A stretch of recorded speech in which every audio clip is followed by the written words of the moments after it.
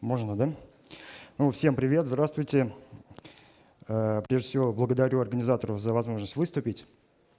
Тема «Комьюнити Банк Бразилии». Я вам расскажу небольшую историю о жаркой солнечной Бразилии. Даже, видите, пришлось одеться специально по-летнему ради этого. Я не являюсь экспертом в этой области, просто хочу поделиться с вами информацией. Дело в том, что то, что я вам сейчас расскажу, нет на русском языке пока, и, возможно, вы будете самые первые слушатели этого. Мы как-то привыкли, что есть государственные банки, есть частно-коммерческие банки, а третьего как бы не дано по факту жизни. То есть если выйти на улицу, то о кредитных кооперативах, о обществах взаимного кредита дореволюционных, о кассах взаимопомощи мало кто знает вообще сегодня. И еще меньше людей это используют. Вот. А комьюнити-банк – это что-то вообще неслыханное. То есть банк, которым владеют и управляет местное сообщество. Пока такое, конечно, трудно представить в России, но что-то мне подсказывает, что, может быть, лет через 15 тема эта будет востребованной. Как и вообще станет востребованной тема местного развития, то есть когда территория развивается преимущественно собственными силами изнутри.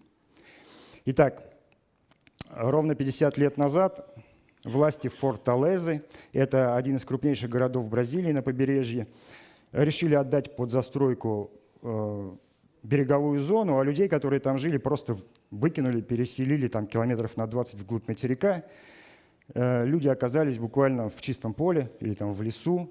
Они назвали этот район Конджунто Палмейрас, что можно перевести как «пальмовая роща». Но там не было вообще ничего, ни электричества, ни дорог, ни связи, ни воды, ни школ, ни больниц, ничего. Люди буквально с нуля стали строиться по принципу, так сказать, с миру по нитке, у кого что было. Кто-то принес мешок цемента, кто-то гвозди и так далее. Одним из первых домиков, которые они построили, это был такой общественный центр, комьюнити-центр. Вот это совместное строительство в тяжелых условиях их очень сплотило. Всего где-то, наверное, лет 8-10 у них ушло на строительство базовой инфраструктуры этого поселка. Вот. Но они сформировали ассоциацию местных жителей для отстаивания своих прав и как-то совместного выживания. Но все равно люди оставались очень бедными, если не сказать нищими. Вот. И, к счастью, не бывает сообществ без лидеров. И одним из таких лидеров оказался Джоаким де Мело. Его, на мой взгляд, правильно называть даже словом «социальный организатор». Он стал организовывать на местности коллективное общение. И люди чаще всего задавали один и тот же вопрос: почему мы такие бедные, как нам выжить, как нам заработать? Но интересно, что большинство людей на этот вопрос давало один и тот же ответ: мы бедные, потому что у нас нет денег. Очевидно ведь, что у нас нет денег, о чем тут говорить. Но Жоаким де Мело не согласился с этой очевидностью, сказал: давайте проверим. Они посчитали, и выяснилось, что экономический оборот на их территории превышает 1 миллион реалов в месяц. Реалы – это официальная, бразильская валюта, и по тем временам это очень большие деньги. Вот. И получилась странная штука, то есть как так? На территория худо-бедно живет, что-то производит, есть купля-продажа, торговля, вот, а люди остаются бедными. Как вообще территория с таким оборотом может быть бедной? Стали искать дальше, собрали семинары местные, думали, считали. Выяснилось, что у людей какие-никакие денежки все равно есть, но они вымываются, покидают их территорию. То есть 80% людей совершают покупки, покупают все необходимое за пределами этого района. И либо они отдают свои деньги крупным корпорациям, магазинам, банкам, которые, словно пылесосы, просто высасывают ресурсы из местности. И тогда возник вопрос, можно ли сделать так, чтобы то богатство, которое генерирует местное сообщество, работало прежде всего в интересах этого сообщества, в интересах этой территории. Ну и так постепенно возникла идея о создании собственного банка местного. Причем Жоаким де Мело подчеркивает, что это не была идея, которую вот он придумал и как бы внедрил в сообщество. Эта идея родилась в результате коллективного размышления. И, может быть, в этом главная функция социального организатора – помочь людям наладить на территории общения, диалог, чтобы люди высказывали то, что их беспокоит, сами нашли решение и сами же взяли ответственность за то, что они предлагают. В общем, так или иначе, в 1998 году родился Банко Палмас, банк местного сообщества. Чуть позже они запустили местную локальную валюту. Эта валюта, ее назвали Палмас, пальмы. Она не заменила национальную бразильскую валюту, ходила параллельно с ней, но была ограничена действием только в рамках вот своей территории. Ее можно было свободно менять пальмы на реалы и обратно там, за комиссию в 1%. И вот в этой валюте они стали выдавать дешевые кредиты местным своим предпринимателям, производителям. Чуть позже у них появилась кредитная карта, Пальма Карт, для стимулирования уже потребительского оборота людей. Причем все местные магазины договорились, что они будут принимать эту местную валюту. Более того, будут давать даже дополнительную скидку там в 5-10%. Значит, если человек рассчитывается именно вот местными вот этими пальмами. Вот. Ну, стоит сказать, что большинство вот этих людей были настолько бедны, что они были фактически отрезаны от традиционных банковских услуг. То есть это у них не было ни имущества, ни залогов, ни поручителей. У большинства 4 класса образования. У большинства отрицательный рейтинг в бразильском бюро кредитных историй. Вот. И появление вот этого маленького собственного банка ну, как-то возобновило, как-то усилило экономическую активность на территории. Но не тут-то было. Центральный банк решил эту лавочку закрыть. Было заведено уголовное дело. Сам Жоаким де Мело и его соратники успели посидеть под следствием. Их обвиняли, по сути, в нарушении монополии государства на эмиссию денег. Обвиняли, по сути, в фальсификации национальной валюты. Знакомая история, да, Рустам?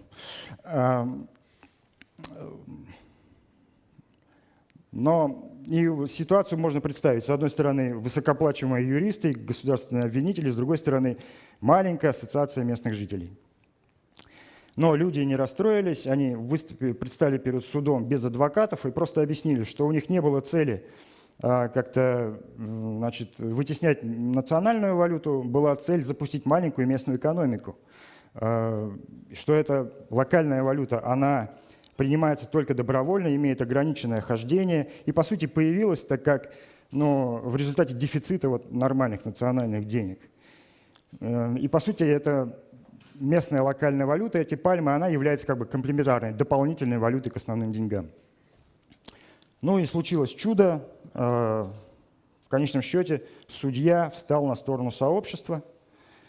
Дело прекратили, хотя Центральный банк и правительство еще долгое время не поддерживали этот проект. И, так сказать, известность и первое признание этому опыту пришли из-за рубежа, из соседней Венесуэлы.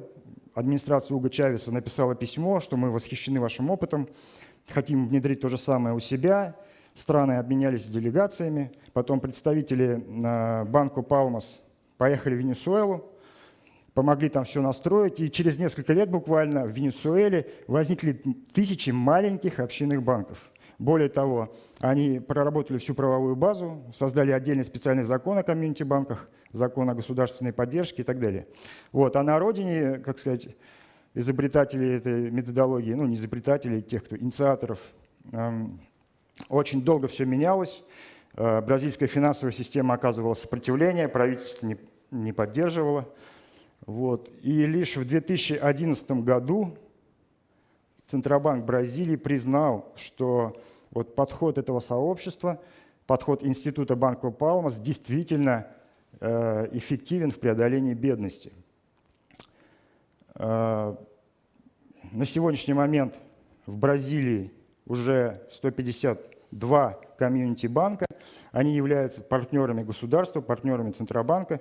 Суммарный оборот более 1,5 миллиарда реалов в год. Это деньги, которые вот эти маленькие банки аккумулируют и перераспределяют на нужды именно местной и локальной экономики. Значит, само сообщество активно развивается, поддерживает кучу дочерних проектов, студентов, женщин-предпринимателей, бизнес-инкубаторы, местную культуру, мода, музыка, еда, причем не бразильская вообще, а вот конкретно той территории, где люди живут. В этом году Банко Палмас отпраздновал 25-летие свое. Ну, можно только представить, да, то есть зажигательная бразильская музыка, ярмарки, и все это недалеко от роскошных пляжей на берегу океана. То есть если бы я знал заранее, я бы точно поехал бы на этот юбилей. Вот.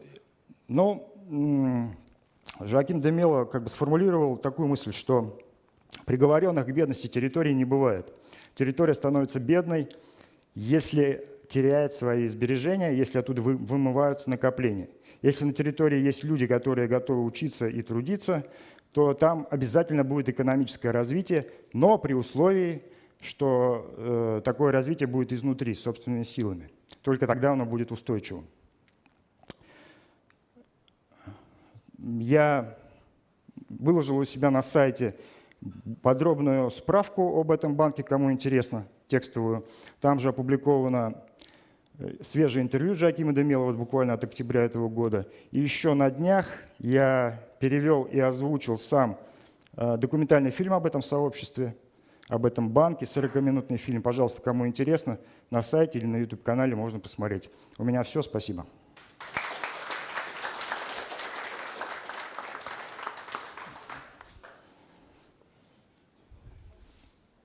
Раз. Спасибо большое за доклад. Уже есть вопросы. И можно на правах спикера вопрос. Подскажи, а почему в России это не взлетает, на твой взгляд? Ты сказал 150 комьюнити-банков в Бразилии. Как ты считаешь, что мешает нам делать комьюнити-банки? У меня есть еще другой ролик о Грамин-банке Бангладеш, тоже известный на весь мир опыт. И когда Мухаммаду Юнусу, основателя этого Грамин-банка, приглашали в Россию в конце 90-х, он пытался, 2 раза приезжал запустить Грамин в России и не смог этого сделать. Почему? Я думаю, что потому что в основе всего вот этого должно лежать такое понятие, как местное сообщество. У нас это понятие разрушено, утрачено, то есть крестьянская поземельная община была, канула в лету, колхозы это было что-то другое. То есть нам сейчас, по сути, заново с нуля надо будет собирать самый первый фундаментальный уровень, людей организовывать в местные именно какие-то сообщества, и уже только на базе этого могут вырасти и банки, и кооперативы, и так далее. Вот, я думаю, так. Спасибо за доклад. Данила Медведев, у меня вопрос такой. А вот есть какие-то примеры, что кто-то пытался хотя бы думать про то, как подобные принципы финансовой и прочей организации можно применить не только к простым низовым проектам, каким-то массовым, а условно там к деятельности ученых, философов, стартаперов, там, депутатов муниципальных советов, то есть вот для другой деятельности?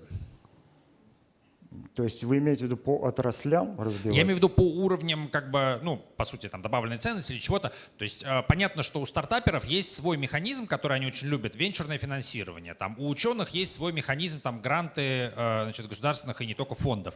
Вот. А предполагается, что принципы самоорганизации, вот эти, которые в том числе в комьюнити-банках, что в них есть там, разные всякие плюсы, которые лучше, чем что-то другое. Вопрос, были ли попытки хотя бы подумать о том, как это может быть применимо не только для там, нищих бангладешцев или, бедных бразильцев, но и, например, для там, академгородка в Новосибирске и вот ученых, которым не хватает нормальных механизмов финансирования, и они такие, хопа, комьюнити РГНФ. Вообще идея скидываться лишней копеечкой в общий котел и взаимно кредитовать друг друга, она, как сказать, не новая. И вот следующий докладчик, наверное, гораздо лучше разбирается во всем этом. То есть кассы взаимопомощи существовали в Советском Союзе, общества взаимного кредита до революции бурно развивались в России. Есть известный опыт. Извиняюсь, если я так понял вопрос, можно ли взять какие-то плюшки из этого решения и применить к каким-то другим сообществам, клубам по интересам и так далее. Не знаю. Все-таки в фундаменте, на мой взгляд, лежит именно такое понятие, как местное сообщество. Если есть привязка к территории, то там, пожалуйста, может вырасти все, что угодно. И для ученых, и для стартаперов, и так далее. Отдельно, хотя, когда в нищем Бангладеш Грамин банк запускался Мухаммадом Юнусом, ему говорили очень часто, ну это все только работает для ваших нищих крестьян здесь. Вы попробуйте запустить это в зажравшемся западном мире. Он пошел и запустил то же самое в Америке. Появился банк Грамин Америка, то есть небоскребы, как бы куча денег, и эта модель хорошо все равно заработала. Поэтому, в принципе, работать может везде, если есть фундамент, если есть люди, объединенные вокруг какой-то территории и какой-то общей деятельности, мне кажется. А вырасти может все, что угодно. Последний вопрос сейчас будет. И у нас следующий докладчик будет рассказывать довольно прикладной доклад про то, как такие инфраструктуры делаются. Извините, надо в тайминг укладываться. Последний, давай. Да. Спасибо большое за доклад. Интересно, а как это застраховано от мошенничества? То есть как происходит эмиссия? И есть ли уже там примеры разорившихся этих банков, то, что там кто-то схватил мешок денег и убежал? То есть вот как это вообще в реальной жизни работает? Потому что можно выпускать кучу денег, собрать местные все продукты и сбежать. Ну и там еще что-то. У меня сразу вот такие мысли возникают просто. Вот интересно. Как это контролится? 3 вопроса, один и тот же ответ. Доверием в этой системе, как сказать, служит именно то, что люди живут на одной местности и знают все друг друга. И процент невозвратов, там, в районе 1-2% из 100, то есть из общей совокупности денег, которые выдаются, 1-2% там не возвращаются по тем или иным причинам. И вместо материального залога, это же нищие люди, у них нет возможности под свой кредит предоставить какое-то имущество. Там есть такое понятие моральный залог. То есть вот соседи, само сообщество, само комьюнити, сами вот эти группы людей, они как бы морально несут ответственность друг за друга. И это очень сильно стимулирует. Поэтому если вы будете делать то же самое в такой атомизированной среде, где все со своими гаджетами познакомились, но как бы никто друг друга не знает, не живут, не работают, не общаются, не пьют вместе чай, то, скорее всего, процент мошеннических схем будет выше. Поэтому еще раз повторяю, то есть на все вопросы один ответ. Если есть базовый уровень развития местного сообщества, тогда можно делать и это в том числе. И если делать чисто виртуально, скорее всего, не получится. Комментарий хочет Рустам Давлетбаев дать, небезызвестные шамуратики. Я просто хотел Макса поблагодарить за то, что он подсветил вообще вот эту вот историю. А в России, могу сказать, это может работать, это будет работать. Но я участвовал в одном судебном процессе с Михаилом Шляпниковым как раз по Калионам. Так вот там обвинение было очень простое, что Калионы создают угрозу национальной платежной системе Российской Федерации.